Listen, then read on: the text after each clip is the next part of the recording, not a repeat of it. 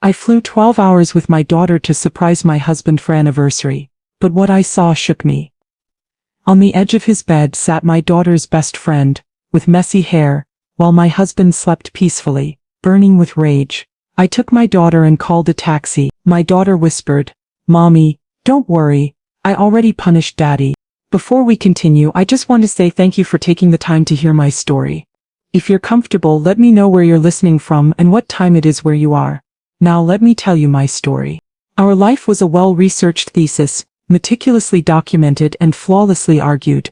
I was a tenured professor of cultural studies at Columbia University, a woman whose world was built on patterns, on the analysis of narratives. My husband David was a man of action, a brilliant tech executive, whose career was a soaring, beautiful skyscraper of ambition. Together in our comfortable book-lined apartment on the Upper West Side of New York, we had constructed a life of quiet success and mutual, intellectual affection. Our joint thesis, the central argument of our 12 years of marriage, was our daughter Zoe, and she was a masterpiece. This year, however, our thesis was being tested by distance. David had been temporarily reassigned to his company's San Francisco office for a 6-month high-stakes project. He was living in a sleek, minimalist corporate apartment in a glass tower that overlooked the bay, a world away from the warm, cluttered chaos of our New York home. We spoke every night on video calls, his face a familiar, beloved ghost on a glowing screen, but the distance was a strain, a quiet, unacknowledged variable in our otherwise perfect equation.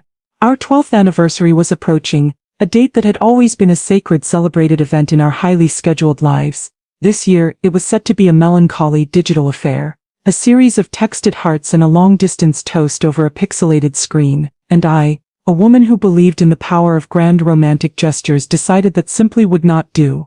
The idea, when it came to me, was a spark of pure, joyful and slightly reckless inspiration. I would surprise him. I would take Zoe out of school for a few days, book a last-minute cross-country flight, and we would simply appear at his door, a grand, romantic gesture to remind him and myself of the solid, tangible foundation upon which our long-distance life was built.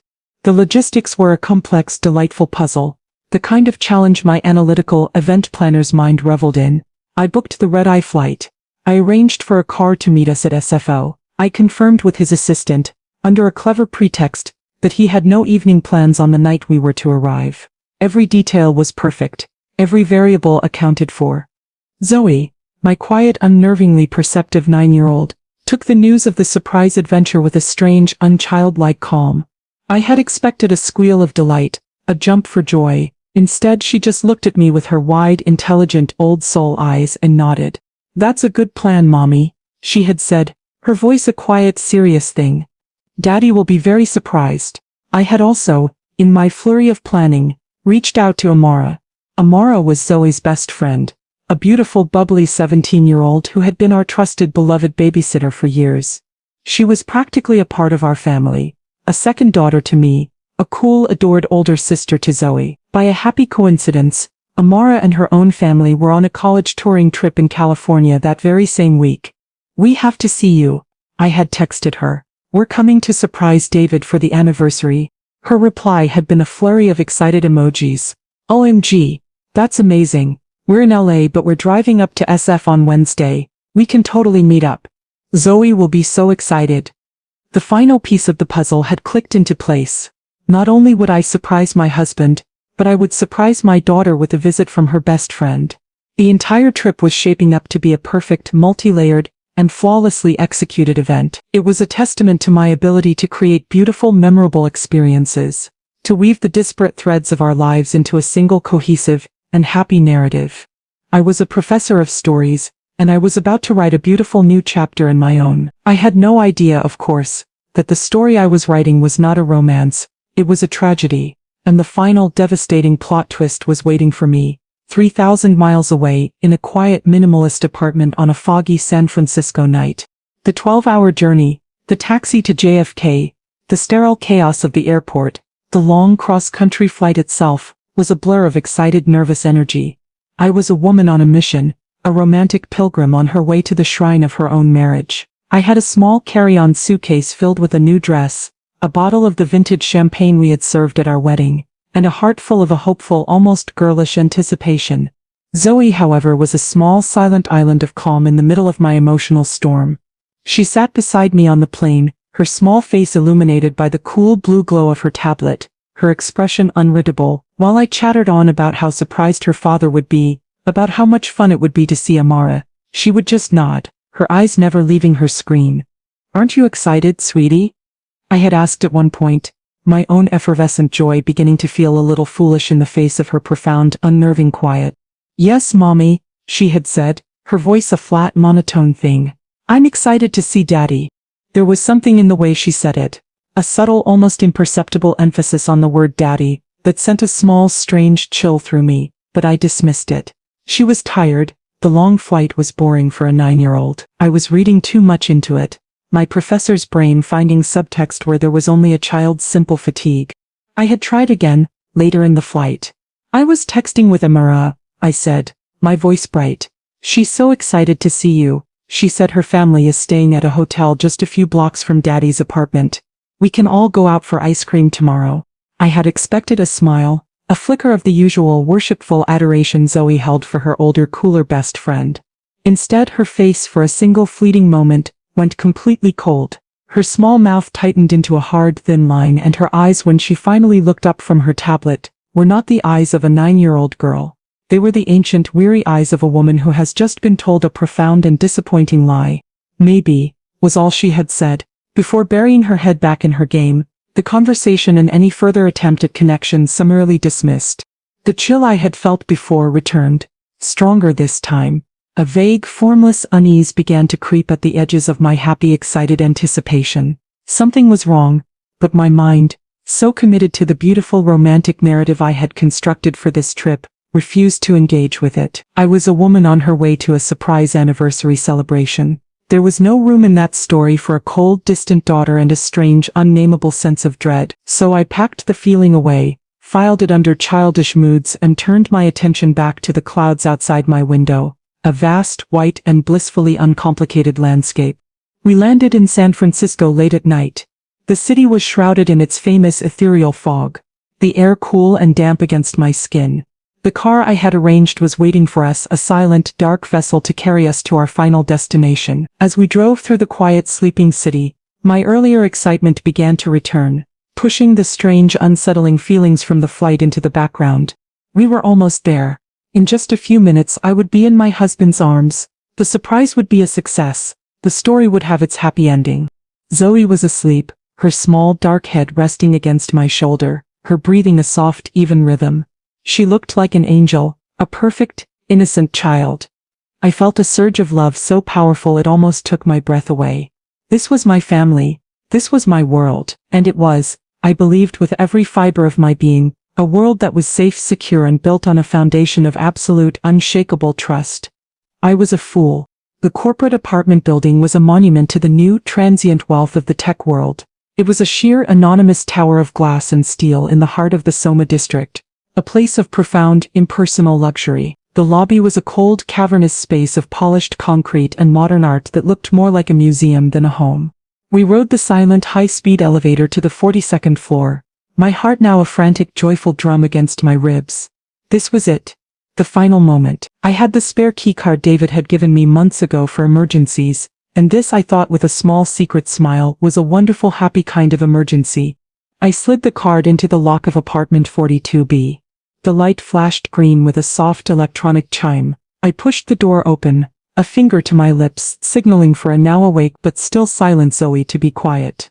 The apartment was dark, the only light the vast, glittering panorama of the city skyline through the floor-to-ceiling windows.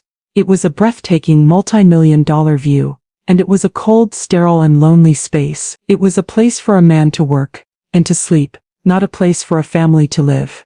The thought sent a small, sharp pang of pity through me, for my hard-working, isolated husband. Daddy must be in bed. I whispered to Zoe, my voice a breath of excited anticipation, "Let's go wake him up." I took her hand, and we crept, like two happy, mischievous thieves, through the dark, silent apartment. The master bedroom was at the end of a long, white hallway. The door was slightly ajar. I pushed it open gently, the hinges silent, and we slipped inside. The room was bathed in the cool blue-gray light of the city at night. And there he was, My husband David, fast asleep in the large minimalist bed. He was lying on his side, his face peaceful, his breathing a deep, even rhythm. The sight of him, so familiar, so beloved, sent a wave of pure, uncomplicated love through me.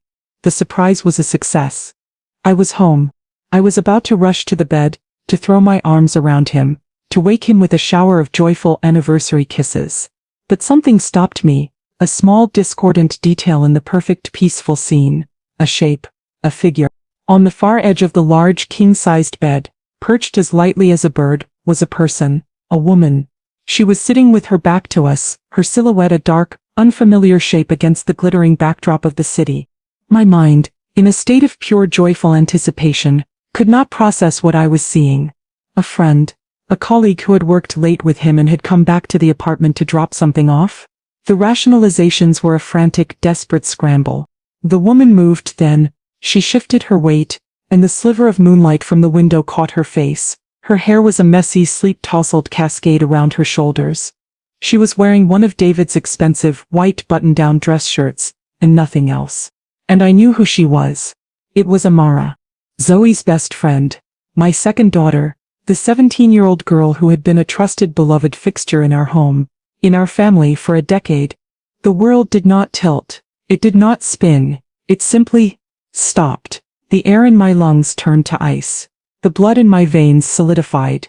My heart, which had been a frantic, joyful drum just moments before, ceased to beat. I was a statue, frozen in a silent, screaming tableau of a reality that was simply, fundamentally impossible. David, my husband, the man I loved, the man I had just flown 3,000 miles to surprise, was in bed with a 17-year-old girl. A girl who was not just any girl. She was my daughter's best friend. She was our family. The betrayal was not a simple, clean, horizontal line of infidelity. It was a complex, three-dimensional and monstrously twisted structure of a wrongness so profound I had no words for it. It was a violation of a magnitude that my analytical, pattern-seeking mind could not even begin to categorize. It was a crime against the very definition of love, of trust, of family, of decency. I stood there in the doorway of my husband's bedroom, my 9-year-old daughter's hand in mine, and I watched as my entire beautiful and meticulously planned life was reduced to a pile of hot, stinking ash, and the only sound in the world was the peaceful, even and utterly damnably innocent sound of my husband's breathing. The shock was a physical paralysis, a complete and total shutdown of my nervous system. I stood frozen in the doorway, my mind a blank, white screen of pure, unadulterated horror, but my body, or rather the primal maternal instinct that lived inside it, knew what to do. My hand, which was holding Zoe's, tightened its grip with a convulsive, protective force. My only thought, a single clear and desperate command that cut through the white noise of my shock, was get the child out. I did not scream. I did not cry. I did not rush into the room and unleash the hurricane of rage and grief that was gathering in my chest. To do so would have been to create a scene, a trauma, an indelible, ugly memory that would be seared into my daughter's mind forever. The damage was already catastrophic, but I could, and I would, control the blast radius. With a slowness that felt like I was moving through water, I began to back away. I pulled Zoe with me, her small silent form a strange, unreadable presence at my side. I backed out of the bedroom, out of the long white hallway, back into the dark, cold living room that was now a crime scene. I did not look at Zoe. I could not bear to see the reflection of my own horror in her young, innocent eyes. I just held on to her hand, a desperate physical anchor in the swirling, nauseating vortex of my own imploding world. My movements were now swift, silent, and ruthlessly efficient. I picked up our small carry-on suitcase, the one that held the champagne and the new dress, the pathetic, mocking artifacts of a celebration that had just become awake. I walked to the front door, Zoe still in tow, and I walked out. I did not close the door gently. I pulled it shut until the lock clicked. A sharp, definitive and profound, satisfying sound. A sound of a final, irrevocable severing. We rode the elevator down in a profound, ringing silence. I stared at my own reflection in the polished steel doors, but I did not recognize the woman who stared back at me. Her face was a pale, blank mask, her eyes two black, empty holes. We walked out of the silent, sterile lobby and into the cool, damp embrace of the San Francisco fog. The street was empty, the city a sleeping giant, the air was cold, and I realized I was trembling. my body racked with a violent, uncontrollable shivering that was a physical manifestation of the shock and the rage that was coursing through my veins. I stood on the curb, my arm raised to hail a taxi that was not there, the suitcase at my feet, my daughter's hand still a small silent weight in mine, and in that moment, in the cold, lonely, and utterly desolate landscape of my own personal midnight, I finally looked at my daughter. She was not crying. She was not looking at me with the wide, terrified eyes of a child who has just witnessed a terrible adult trauma. She was looking at me with an expression of a profound and chilling calm. Her small, beautiful face was a mask of a quiet, unreadable serenity. And then, as a lone taxi finally turned the corner and its headlights cut through the fog, she did a thing that would haunt me for the rest of my life. She reached up with her free hand and gently, lovingly, patted my trembling one. "Mommy," she whispered, her voice a small, clear and utterly preternaturally calm thing in the quiet street. "Don't worry." She looked at me, her dark, intelligent old soul eyes holding mine, and she delivered the line that would transform this from a simple, sordid story of betrayal into a terrifying, incomprehensible mystery. "I already punished Daddy." The taxi pulled up to the curb. The driver, a kind-faced older man, looked at us, at the well-dressed woman and the small, quiet child, standing on a street corner in the middle of the night, and his expression was one of gentle professional concern. "Where to, ma'am?" he asked. I stared at my daughter, at her calm, serious and utterly, terrifyingly unchildlike face. "I already punished Daddy." The words were a quiet, echoing bell in the screaming chaos of my mind. What did they mean? What could a 9-year-old girl possibly do to punish a powerful 40-year-old man? The question was a new, fresh wave of horror. A mystery so profound and so disturbing that it momentarily eclipsed the raw, primal pain of the betrayal itself. "Ma'am?" the taxi driver asked again, his voice a gentle prod back to reality. I had to get us to a safe place. A neutral corner. A place where I could begin to process the dual, monstrous and now completely incomprehensible events of the past hour. "A hotel?" I stammered, my voice a raw, croaking thing. "The nicest, closest one you know." The hotel was a haven of anonymous, 5-star luxury, a place of quiet carpets, hushed tones and a profound professional indifference to the messy dramas of its guests. We checked in under a storm of polite, concerned glances from the night staff, who saw a trembling, disheveled woman and a preternaturally calm child, and had the good grace not to ask any questions.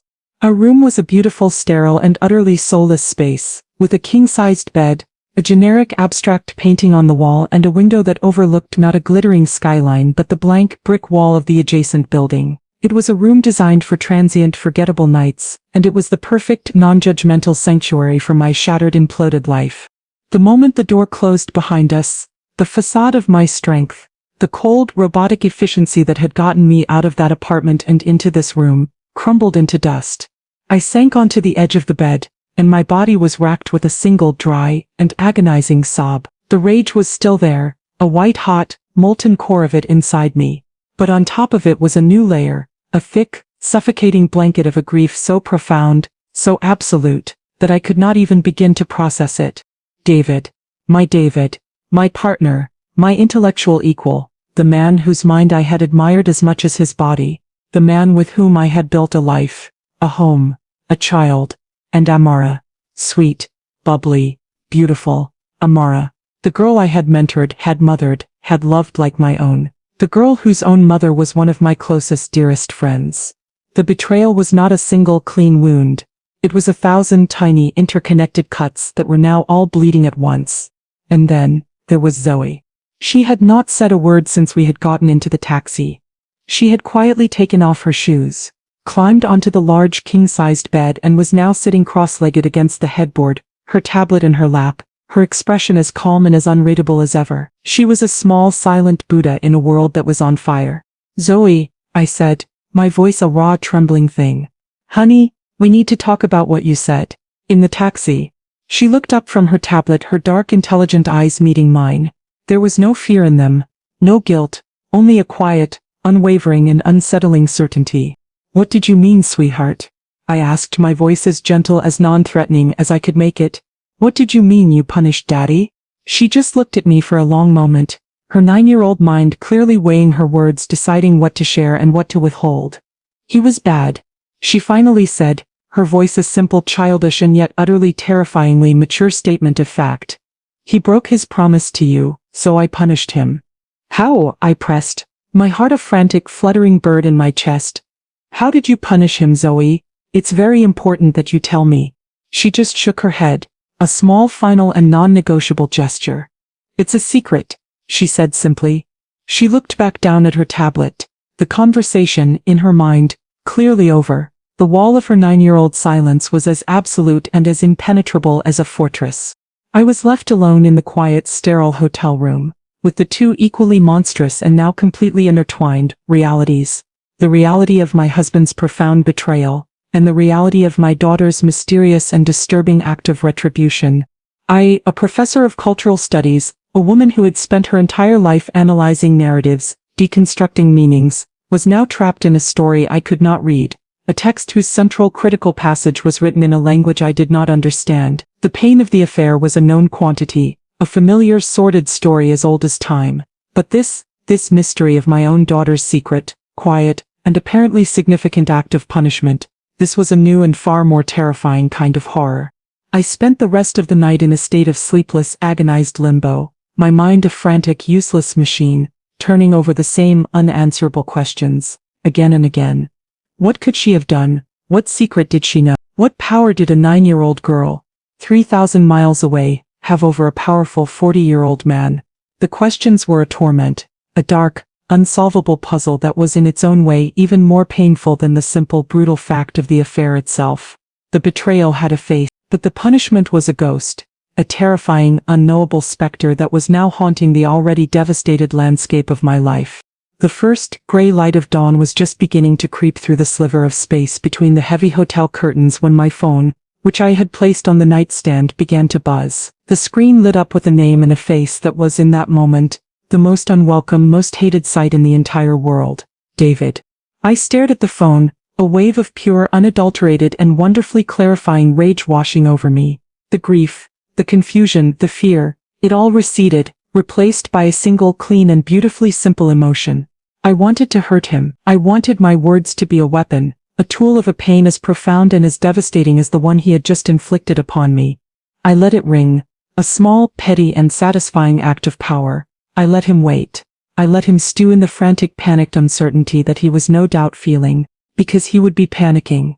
I knew with an absolute certainty that he had woken up, had found Amara gone, and had then found the small, almost invisible but utterly damning clue I had deliberately left behind. On my way out of the apartment, in a moment of cold, calculated inspiration, I had taken the small, butterfly-shaped hair clip from Zoe's hair, and had dropped it on the floor of the hallway, just outside his bedroom door.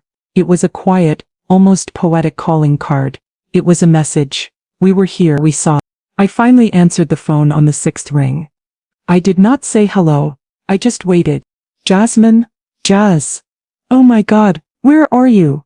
His voice was a frantic, breathless torrent of what he clearly thought was a convincing performance of concern and confusion.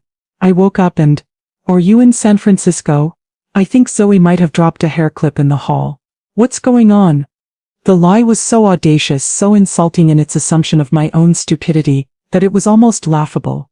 He was not going to confess. He was going to try and gaslight his way out of it, to pretend that the scene I had walked in on was a figment of my own hysterical imagination. I know what I saw, David, I said, and my voice was a sound I had never heard myself make before. It was as cold, as calm, and as sharp as a shard of ice. There was a moment of stunned, sputtering silence on his end. This was not the reaction he had been expecting. He had been expecting tears, screams, accusations. He had been expecting a hysterical woman he could manage, could calm, could manipulate. He was not prepared for this cold, quiet, and utterly unshakably certain stranger. Saw, he stammered, his voice a little too high. Saw what? Jess, you're not making any sense. Amara was here. Her parents had a fight. She was upset. She came over to talk. She was just sitting on the bed, crying. I was trying to be a good friend, a good uncle to her. That's all. The story was a masterpiece of spontaneous, self-serving fiction. It was plausible. It was reasonable. And it was a complete and utter lie, and the fact that he could deliver it so smoothly, so convincingly, was a testament to a capacity for deceit that I had never in 12 years of marriage even suspected. She was wearing your shirt, David, I said, My voice still a quiet, level and utterly merciless thing, and nothing else.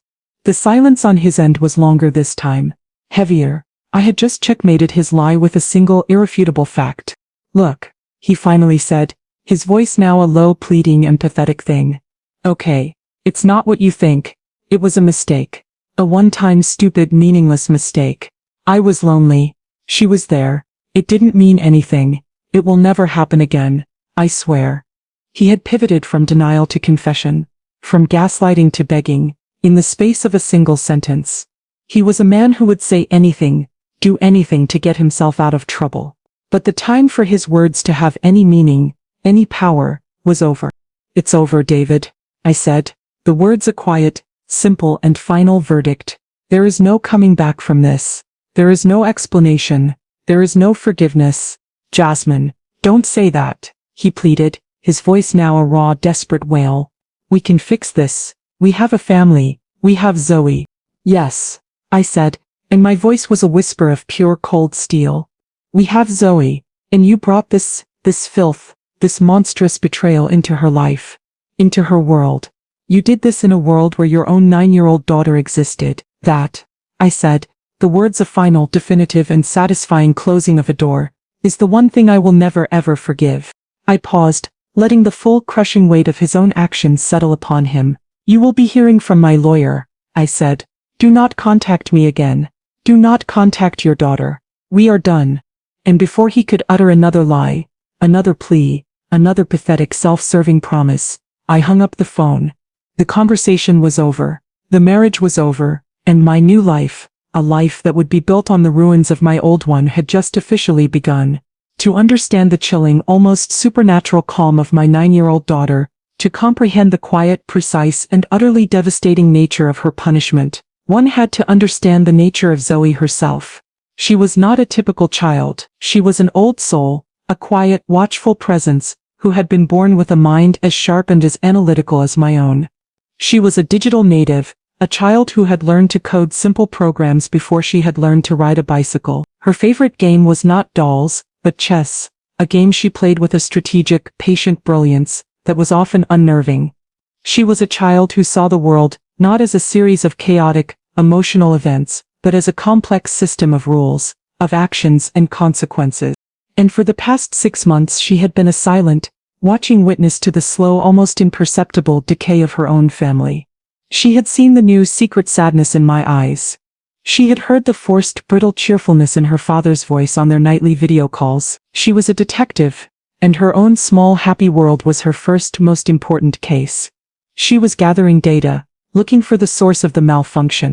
The discovery, when it came, was an accident, a random, catastrophic glitch in the system. It had happened a few days before our fateful cross-country flight. Zoe was having her usual nightly video call with her father. It was a ritual they both cherished, a small digital island of connection in the vast, lonely ocean of his long-term work assignment. He was in his San Francisco apartment, his handsome, smiling face filling the screen of her tablet. He asked her about her day, about her friends, about the new coding project she was working on. It was a normal, loving father-daughter conversation. At the end of the call he had blown her a kiss. I love you, my little genius, he had said. I'll talk to you tomorrow. I love you too, Daddy, she had replied. He had reached for his laptop to end the call, but a notification had popped up on his screen. A work email that had distracted him. He had gotten up from his desk and walked out of the room, his voice a low, professional murmur as he took the call on his cell phone, completely forgetting that the video link to his daughter's tablet 3,000 miles away was still active. Zoe had been about to end the call herself, but something had made her pause. She had just sat there, in the quiet of her New York bedroom, and she had watched the empty, silent frame of her father's life. The camera on his laptop was pointed at the living area of his sleek, minimalist apartment, a space she had only ever seen in these brief, digital glimpses. And then, the scene had changed. The front door of the apartment had opened, and a woman had walked in. She had not knocked. She had used a key. She was a familiar, beloved figure, a face as known to Zoe as her own.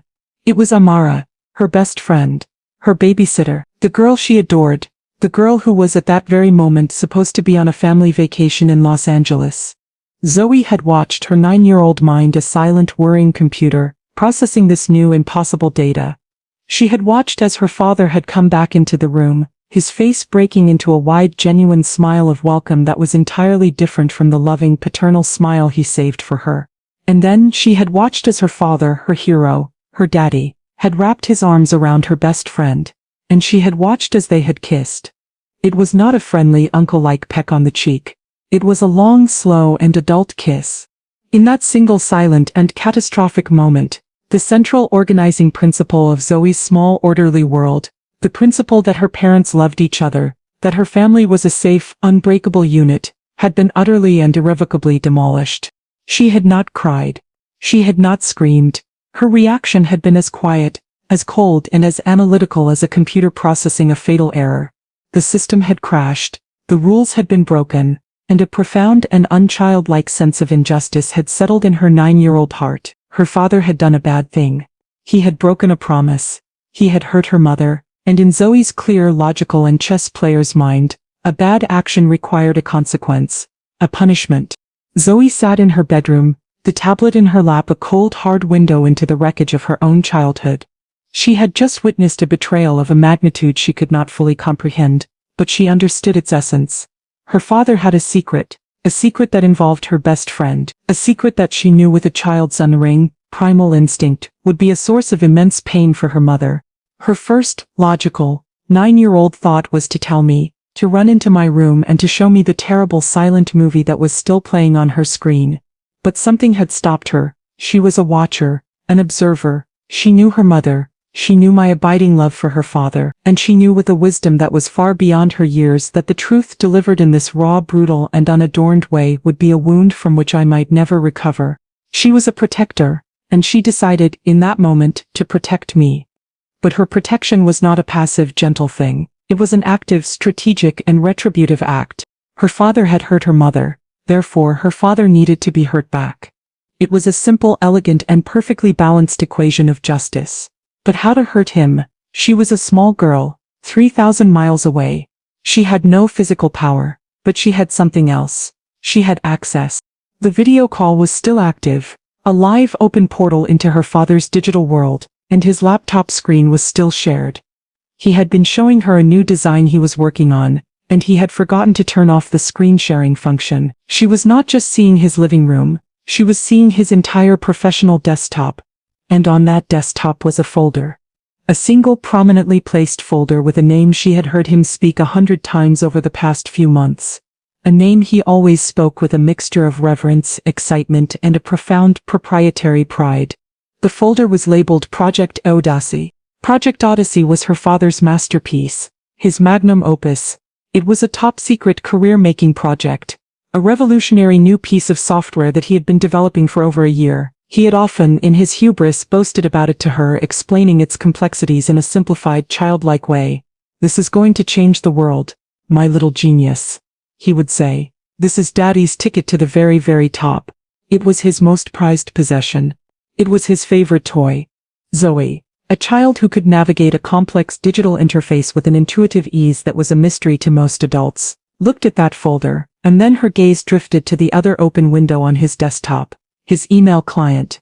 Her mind, her beautiful, logical and now fiercely, coldly furious mind, made a connection. Her father had a rival, a corporate enemy he was always complaining about, a company he was in a race with to get this new technology to market. She had heard the name a dozen times spat out with a mixture of fear and contempt during his late-night work calls. The company was called Cygnus Innovations. Zoe's fingers, small and nimble, moved across the screen of her tablet. She was no longer a passive observer. She was an active agent, a quiet 9-year-old ghost in her father's machine. She navigated his shared desktop with a few simple intuitive taps. She opened a new, blank email. In the to field she began to type. She did not know the personal email address of the CEO of Cygnus Innovations, but she was a child of the internet. She knew how to find things. A quick, simple search brought her to the company's public-facing website. On the Contact Us page, there it was. A general public email address for the company's CEO. She copied the address and pasted it into the to field. Then she attached the file. With a simple, elegant and devastatingly easy drag-and-drop motion, she took the entire multi-billion-dollar Project Odyssey folder and attached it to the email. All that was left was the subject line. She thought for a moment, her 9-year-old mind searching for the right words, the perfect, simple and utterly damning title for her act of retribution. She typed 2 words, a gift. And then, with a final definitive and completely utterly silent tap of her small finger, she pressed send.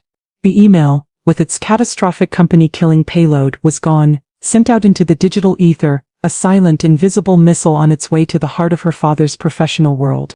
She then, with a calm, quiet precision, closed the email client. She closed the screen sharing function. And she ended the video call. She put her tablet on her nightstand, turned off her light, and went to sleep. Her father had broken the most important rule, and in the cold, clear and unforgiving calculus of her 9-year-old mind, the punishment was a perfect and perfectly just fit for the crime. He had broken her family, so she had broken his favorite toy. While I was in a San Francisco hotel room, grappling with the emotional wreckage of my husband's betrayal, David himself was in a state of pure adrenaline-fueled panic. He was not panicking about our marriage. In his mind, that was a problem that could be managed. A fire that could be put out with a few well-aimed lies and some practiced heartfelt apologies. He was a salesman, and he was confident he could sell me on a story of forgiveness. No, his panic was a far more practical, and for him, far more terrifying one. It was the panic of a man who has just been caught in a compromising and potentially career-ending social situation. His affair was with a 17-year-old girl, the daughter of a prominent New York family who were friends of ours. The potential for a scandal, for a messy public implosion that would tarnish his carefully cultivated professional image, was immense.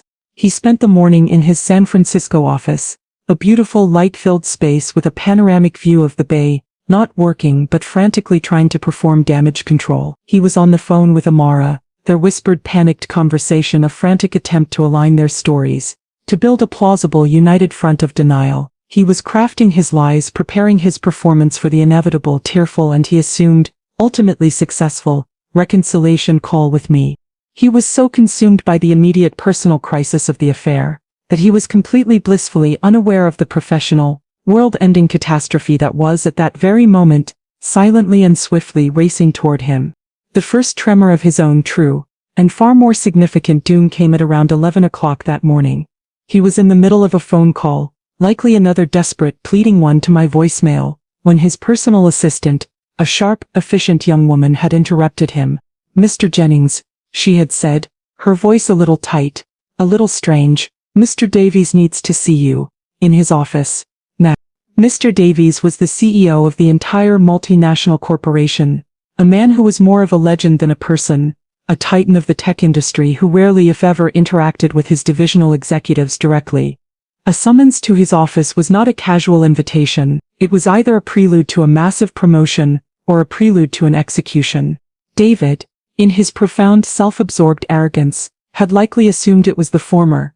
He had probably thought that the news of his brilliant work on Project Odyssey had reached the highest levels, that he was about to be lauded, to be celebrated. He had probably smoothed his tie, put on his most confident, charming smile, and had walked to the CEO's office with the swagger of a man on his way to his own coronation. The scene that greeted him, however, was not one of celebration. The CEO's office was a vast, minimalist space on the top floor of the building, a room that was more of a modern art gallery than a workspace. Mr. Davies was not alone. He was sitting behind his massive, marble desk, his face a mask of cold, thunderous fury. Standing beside him were 2 other figures, the head of corporate security, a grim-faced ex-FBI agent, and the company's chief legal counsel, a woman with a reputation for a kind of surgical and utterly merciless legal brutality. There was no small talk, there were no pleasantries. The moment David stepped into the room, the execution began. "Jennings," Mr. Davies had said, his voice a low, dangerous rumble. "Sit down." David had sat, his confident smile faltering, a new cold knot of a different, more professional kind of fear beginning to form in his stomach. The lawyer had then placed a single printed document on the desk in front of him. It was a printout of an email. David had looked down at it, and the world had stopped. He was looking at a copy of the email his own daughter had sent from his account just a few days prior. He saw the recipient, the CEO of their greatest, most hated competitor, Cygnus Innovations. He saw the subject line, the 2 simple and utterly damningly inexplicable words, "a gift," and he saw the attachment, a single zipped file, labeled Project Odyssey Final. The blood had drained from his face. It was a scene from a nightmare, a surreal, impossible tableau of a crime he had not committed, a betrayal he could not even begin to comprehend. He was staring at the digital, irrefutable evidence of his own catastrophic and completely utterly unknowing act of corporate espionage. The air in the CEO's office was thick with the silence of the condemned. David stared at the printout of the email, his mind a frantic screaming chaos of denial and disbelief. This was impossible. It was a forgery, a setup. Someone had hacked his account. Someone was trying to frame him. He was the victim here, a pawn in some complex corporate game he didn't understand. I didn't send this, he stammered, his voice a weak, reedy thing that was utterly devoid of his usual smooth authority. I would never, this is a mistake. A hack. Mr. Davies, the CEO, let out a short, sharp and utterly mirthless laugh. It was the sound of a man who had already passed judgment, and was now simply observing the pathetic final squirming of the condemned. A hack, Jennings, he said, his voice dripping with a cold, contemptuous sarcasm. That's your story? The head of corporate security, the grim-faced ex-FBI agent, stepped forward. He placed a second document on the desk beside the first. It was a highly detailed and incriminating IT forensics report. Our team has conducted a full analysis of the data transfer, the security chief said, his voice a flat, emotionless monotone. The email was sent from your logged-in, authenticated corporate account. The IP address traces back to your own, company-issued laptop. There was no sign of a remote breach, no external intrusion. The file was accessed locally, attached and sent, all within a period of 90 seconds. The action was performed by a user with direct, physical access to your machine, while it was active and online. The report was a digital coffin and they were nailing it shut, one cold, hard and irrefutable fact at a time. And as for who received this gift, the chief legal counsel added, her voice a silken, venomous blade, the CEO of Cygnus Innovations, a man with a modicum of professional ethics it seems, immediately contacted his own legal team upon receiving your unsolicited donation. They, in turn, contacted us. They have been very, very cooperative. They have provided us with the full, unredacted email, and have already agreed to testify in any legal proceedings that may arise from this. The last of David's desperate, frantic hopes turned to ash. There was no way to deny it. There was no way to spin it. He was trapped, caught in a web of digital evidence so complete, so absolute, that it was a thing of terrible, beautiful and utterly inescapable logic. This company, Mr. Davies said, his voice now a low, dangerous rumble of pure, unadulterated fury, has invested over $1 billion and 3 years of research and development into Project Odyssey. It was to be the cornerstone of our next decade of growth.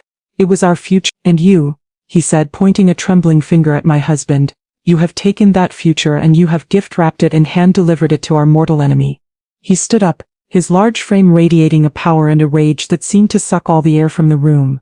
You are a traitor, Jennings, he spat, the word a final damning verdict. The career annihilation was swift, brutal, and absolute. You are of course fired, the lawyer stated calmly, as if she were reading from a script. Effective immediately, your employment is terminated for cause, specifically, for gross misconduct and a catastrophic breach of your non-disclosure agreement. As such, she continued, her voice utterly devoid of emotion, all of your unvested stock options, which I believe were valued at a significant 8-figure sum, are hereby voided. You will also be required to return the bonus you were paid last quarter. You will be escorted from this building by security, the ex-FBI agent added, his voice a flat, final command. You will not return to your office. You will not touch your computer. Your personal effects will be packed and couriered to you at a later date, after a full forensic audit of all your devices. And finally, Mr. Davies said, his voice a low, chilling promise of the pain to come, you will be hearing from our lawyers. We will be pursuing a civil suit against you for damages totaling the full, estimated value of the intellectual property you have stolen. And we will of course be cooperating fully with the federal authorities in their inevitable investigation into this act of corporate espionage. David sat there, a hollow, broken shell of a man, as his life, his career, his fortune and his entire glittering future were systematically and mercilessly dismantled in the space of 5 terrible minutes. He had been a king, a prince of the tech world, a man on a fast track to the very pinnacle of success, and now he was nothing, a disgraced, unemployed and soon-to-be-sued pariah, who was about to be unceremoniously frog-marched out of his own kingdom by a security guard. He had lost everything, and he still had no idea how, or why. He stumbled out of the office building and onto the bright, sun-drenched streets of San Francisco like a man emerging from a dark, underground bunker after a nuclear war. The world was the same. The cable cars still clanged their cheerful, touristy bells. The air was still cool and smelled of the sea, but his place in it had been irrevocably, catastrophically altered. He was a ghost, an exile in a city that had just an hour ago been his kingdom. His corporate credit cards had been cancelled before he had even reached the lobby. His company car, which he had valet-parked that morning, was no longer his to claim. He stood on the sidewalk, a man in a $4,000 suit, with no money, no car, and no career.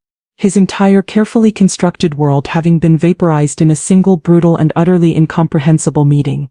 His mind, a frantic, panicked machine, was racing, trying to find a narrative, a villain, a logical explanation for the impossible, surreal nightmare his life had just become. And in his world, a world of profound, self-absorbed arrogance, there was only one person who was smart enough, who was powerful enough, and who was, at that moment, angry enough, to have orchestrated such a swift, precise, and utterly devastating takedown.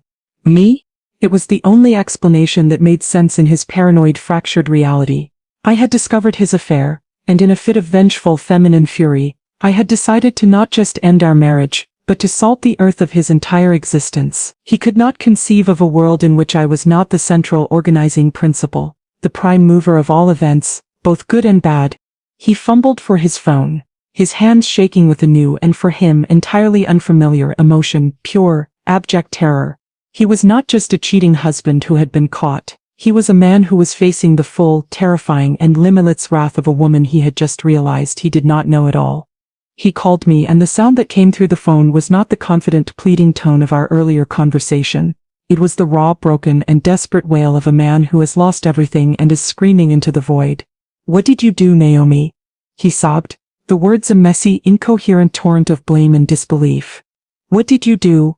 I was in the hotel room, quietly packing our small suitcase, preparing for our flight back to New York, back to the quiet, orderly world that he had just so carelessly and so completely shattered. I answered the phone, my voice a calm, cool, and for him, infuriating, island of composure in the storm of his own making. "I don't know what you're talking about, David," I said, and it was the honest, simple truth. I had no idea what new catastrophe had befallen him. "Don't lie to me," he shrieked, his voice cracking with a hysterical, impotent rage. "My Project Odyssey. It was leaked, sent to Cygnus, from my own damn computer. I'm fired, Naomi. They fired me, they took everything. My stock, my bonus. They're going to sue me. They're talking about the feds." The words, a frantic, panicked litany of his own personal and professional apocalypse, were a mystery to me. Leaked, sent to Cygnus, it made no sense. "Was ruining our marriage not enough for you?" He wept, his voice now a pathetic, self-pitying whine. "Did you have to destroy my life too? I loved that project. It was my baby. How could you be so cruel?" He had cast me as the villain, the monstrous, vengeful wife, the corporate saboteur who had, in a fit of pique, burned down his entire glittering career. The narrative was so absurd, so far outside the realm of my own character and capabilities, that for a moment I was simply stunned into silence. And in that silence a new and far more terrifying thought began to form. A cold, chilling, and utterly unbelievable suspicion. I already punished Daddy. The words, my daughter's quiet, calm, and disturbing words, echoed in my mind. He was bad, so I punished him. A new kind of horror, a horror that was colder and sharper and far more intimate than the simple, sordid pain of infidelity, began to creep into my heart. "David," I said, my voice a low, urgent whisper, "I have no idea what you are talking about. I did not do this. I wouldn't even know how." "Then who did?" he screamed. I hung up the phone. I did not know the answer, but I was looking at a small, quiet 9-year-old girl, who was sitting at the hotel room desk diligently and with a profound and chilling calm drawing a picture of a broken toy robot in her sketchbook, and I was beginning to suspect, with a certainty that made my blood run cold, that she did. I ended the call with my now unemployed, disgraced, and completely unhinged husband, and a new, terrible, and impossibly complex silence settled over the hotel room. His frantic, paranoid accusations, which had at first seemed like the delusional ramblings of a guilty man, now echoed in my mind with a chilling and unsettling resonance. It was sent from my own damn computer. Was ruining our marriage not enough for you? How could you be so cruel? He believed I had done it. He believed I possessed both the technical skill and the cold, ruthless and vengeful heart to orchestrate the complete and total annihilation of his career. He was wrong, of course. I had the heart for it. I was beginning to discover, but I did not have the skill. But I knew someone who did.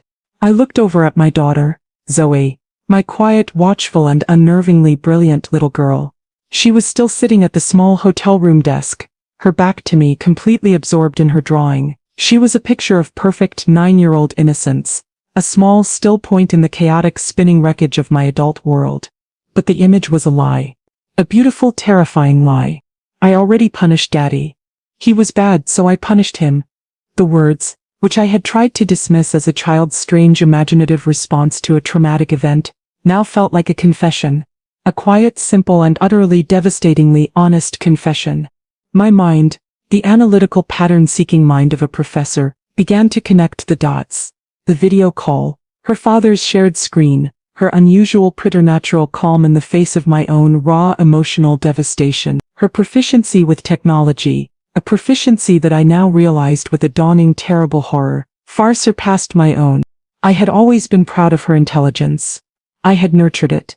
I had celebrated it. I had never in my wildest, most paranoid nightmares, imagined that she would one day weaponize it, and that the target of that weapon would be her own father. I stood up, my movements slow and stiff. As if I were moving through water, I walked to the desk and stood behind her, looking down at her sketchbook. She was not drawing a broken robot. She was drawing a detailed and surprisingly accurate schematic of a computer server, with a large cartoonish crack running through it. "Zoe, honey," I began, and my voice was a trembling, uncertain thing, a sound I did not recognize as my own. "We need to talk about Daddy." She did not look up from her drawing. "Okay," she said, her voice a small, quiet and completely, utterly calm thing. "Daddy," he called me, I said, my words slow and careful. "He's in a lot of trouble, at his work," he said. "Someone sent a very important secret file from his computer to another company, a company called Cygnus." She paused her drawing for a moment, her crayon hovering over the page. She did not seem surprised. She did not seem afraid. She just seemed interested. "He lost his job, sweetheart," I said, the words a painful, bitter lump in my throat. "He lost everything." I waited for a reaction, a gasp of shock, a flicker of remorse, a tear, anything. There was nothing. She just continued to color in her drawing of the broken server, her small, steady hand moving with a quiet, focused precision. "Zoe," I said, my voice now a raw, desperate and pleading whisper. "Look at me." She finally, slowly, lifted her head. Her dark, intelligent, and unnervingly anciently wise eyes met mine. There was no emotion in them, no guilt, no fear, only the cool, clear and unshakable logic of a chess player who has just successfully executed a brilliant and devastating move. "When you were on Daddy's computer the other night," I asked, my voice trembling, "the night you saw, what you saw, what did you send, Zoe? What did you do?" She looked at me for a long silent moment, her 9-year-old mind clearly assessing, calculating, deciding. And then she gave me the simple, honest and most terrifying answer of my life. "His toy," she said, her voice a simple matter-of-fact statement. "He was always playing with his stupid toy, his Odyssey. He loved it more than he loved Mommy." She looked back down at her drawing, at the cracked and broken server, and she added one final chilling and utterly, devastatingly logical detail. "He broke our family," she said, her voice a quiet, calm and utterly unforgiving whisper. "So I broke his favorite toy." And in that moment I finally understood. The mystery was solved. The punishment was explained. And the truth was a thing of such terrible, beautiful and monstrous simplicity that it took my breath away. My daughter was not a victim in this story. She was not a traumatized innocent bystander. She was the hero. She was the villain. She was the avenger. She was the quiet 9-year-old and utterly ruthlessly just God in our own small and now completely shattered machine. The flight back to New York was a long, silent and strange journey. I sat by the window, the cold, abstract beauty of the cloudscape a perfect blank canvas for my own chaotic, reeling thoughts. Beside me Zoe slept, her small innocent face a mask of perfect peaceful repose. Looking at her, at this beautiful ordinary 9-year-old girl, it was almost impossible to reconcile the image with the reality of what she had done. She was a child who had just committed an act of corporate espionage so precise, so devastating that it had vaporized her own father's career in an instant. She was a quiet, pigtailed, and utterly ruthlessly brilliant little monster. And she was mine.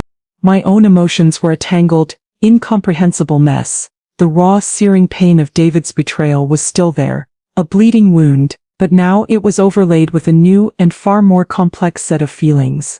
There was the terror, of course, the terror of what my daughter was capable of the cold, hard, and unforgiving logic that governed her 9-year-old heart. But there was also something else, something I was almost ashamed to admit to myself, a flicker of a dark and satisfying pride.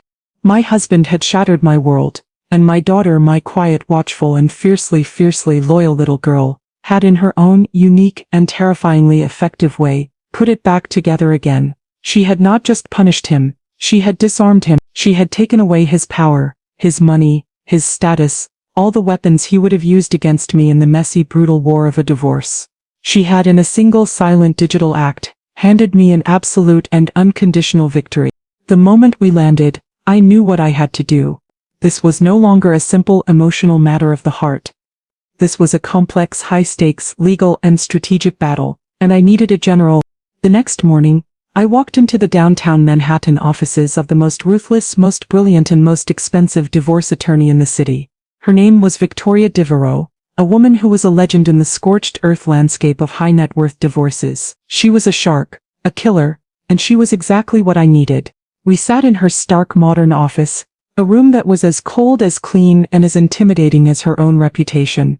She listened, her face a mask of cool professional composure, as I laid out the initial sordid but relatively straightforward details of the case: the husband, the long-term work assignment, the affair with the 17-year-old babysitter. Victoria nodded, a bored, almost dismissive expression on her face. She had seen 100 cases just like this. It was a simple, ugly, but legally uncomplicated affair. "It's messy, of course," she said, her voice a low, silken purr. "The age of the girl is a complicating factor that gives us a certain leverage. But David is a powerful, wealthy man. His lawyers will be formidable. He will fight you on the assets, on custody. It will be a long, ugly, and expensive battle." "I understand," I said, "but there's more." And then I told her the rest of the story. I told her about Project Odyssey. I told her about the leak, about the firing, about the complete and total annihilation of David's career and fortune. And then I told her about Zoe. As I spoke, the bored professional mask on Victoria Devereaux's face slowly, beautifully began to dissolve. Her eyes, which had been cool and dismissive, widened. A slow, incredulous, and then appreciative smile began to spread across her face. When I had finished, she was silent for a long moment, a look of pure, unadulterated, professional awe on her face. She leaned back in her chair, a low, throaty chuckle escaping her lips. "My God," she finally whispered, her voice a mixture of disbelief and a kind of fierce, triumphant joy. "In all my years I have never ever seen anything quite like it. A 9-year-old girl." She leaned forward, her eyes now glittering with a new predatory light.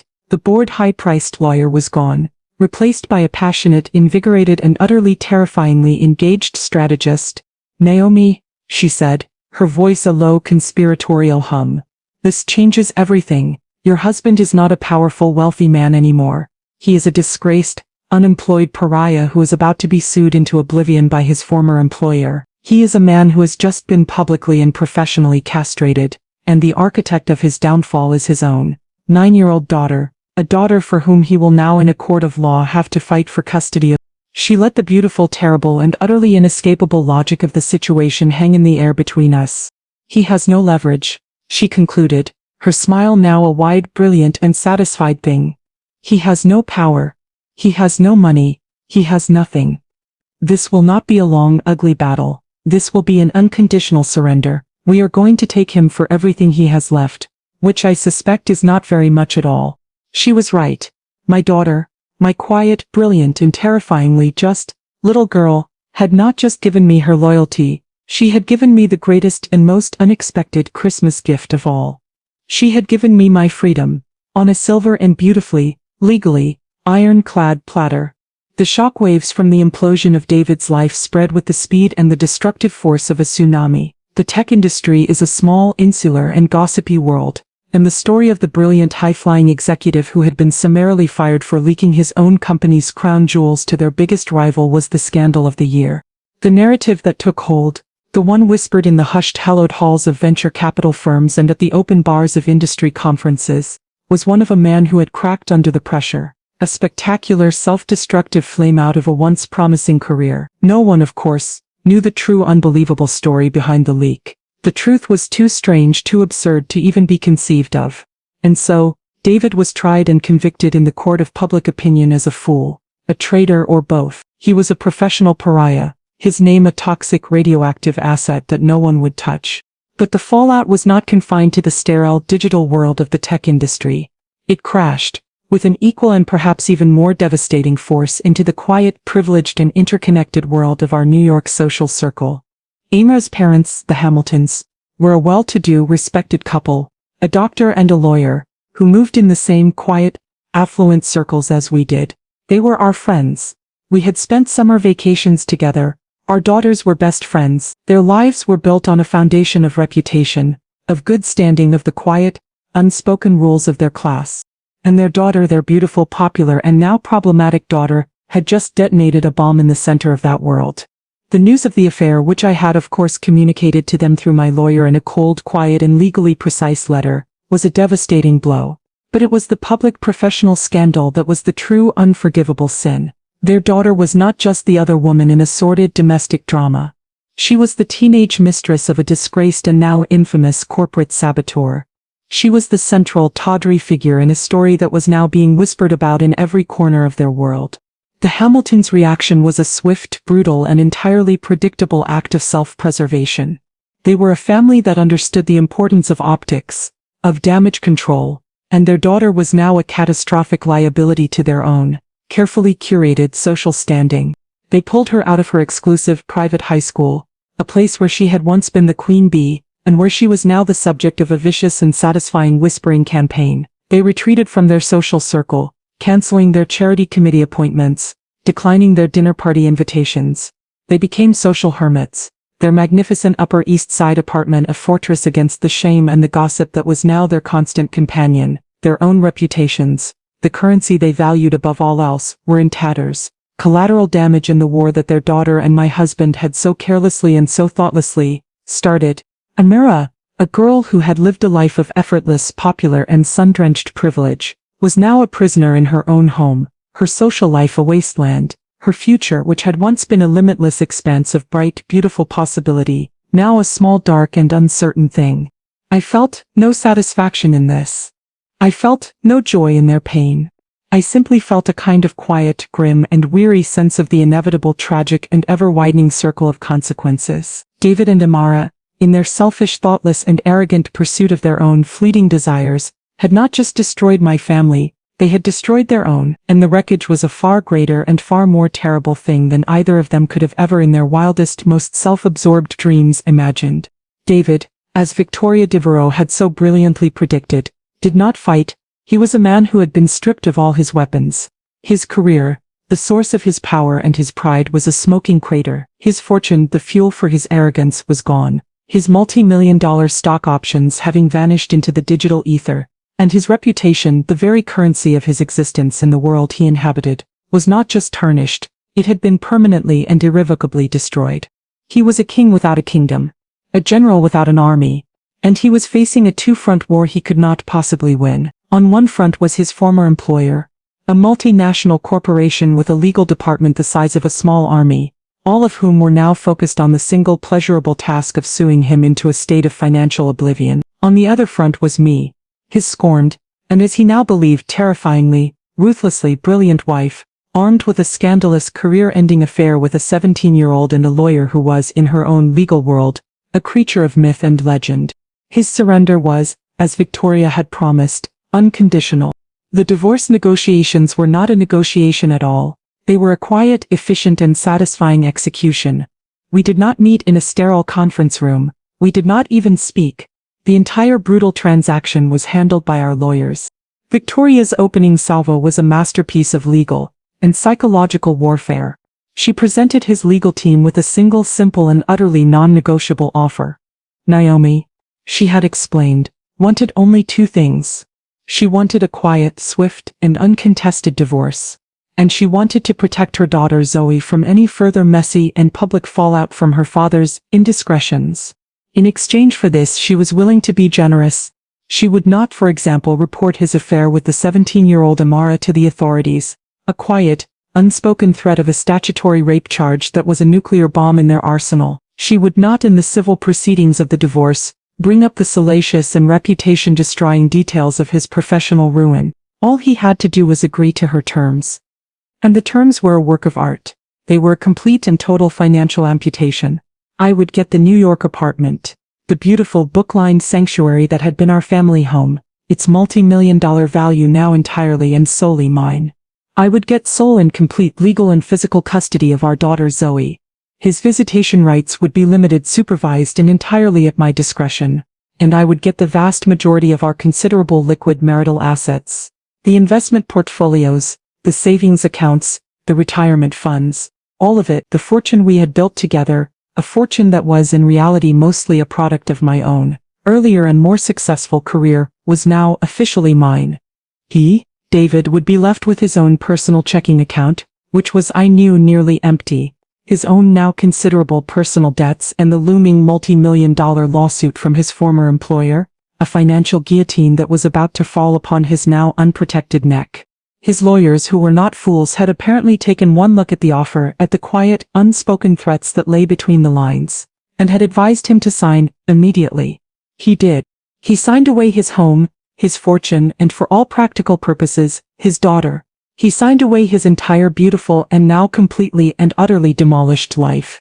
He had been a man who had had everything, a man who had stood at the very pinnacle of his own self-created world, and in the space of a few short and catastrophic weeks, he had been reduced to absolutely and completely nothing. The final signed divorce decree arrived at my apartment by courier.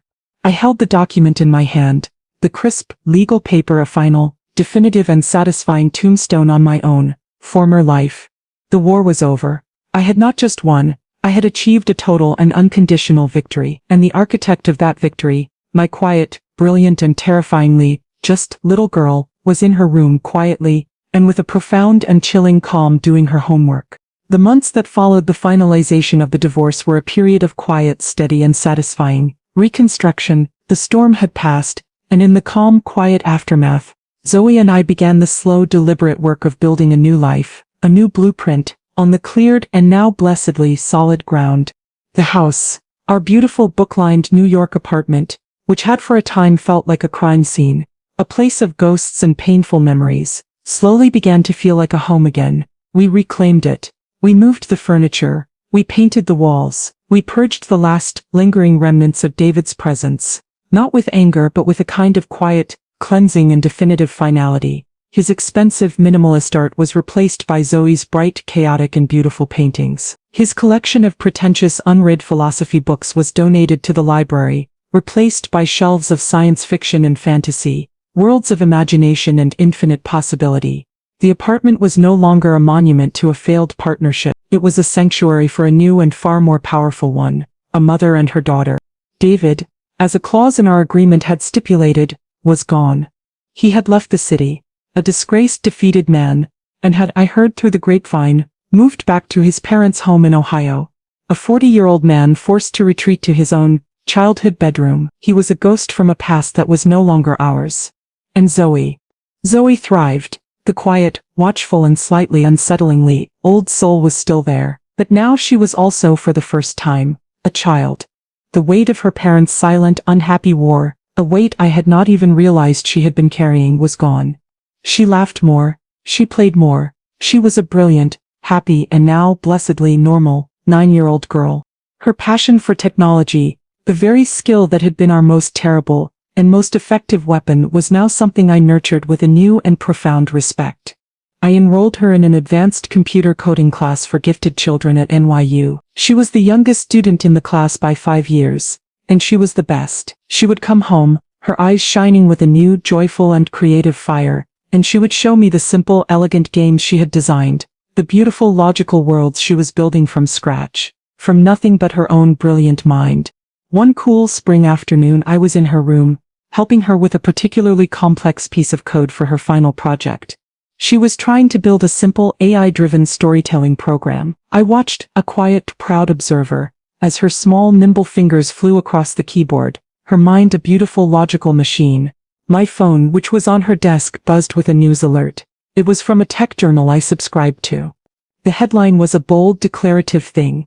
CY Genius Innovations announces Odyssey, a revolutionary new platform set to disrupt the industry.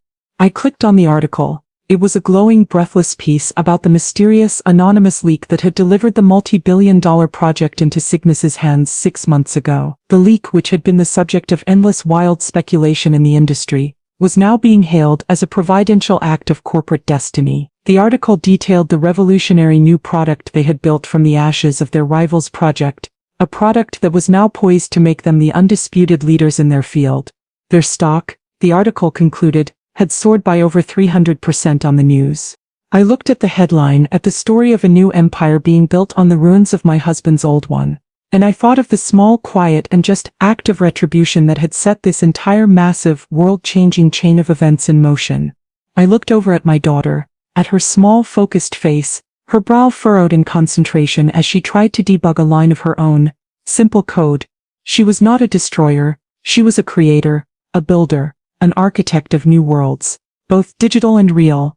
A slow, proud, and satisfied smile spread across my face. I was not just raising a child, I was raising a queen, and I had just been given a small, powerful, and thrilling glimpse of her future reign. The old blueprint was gone, and the new one, I realized, was going to be far more magnificent than anything I could have ever in my wildest, most ambitious dreams designed.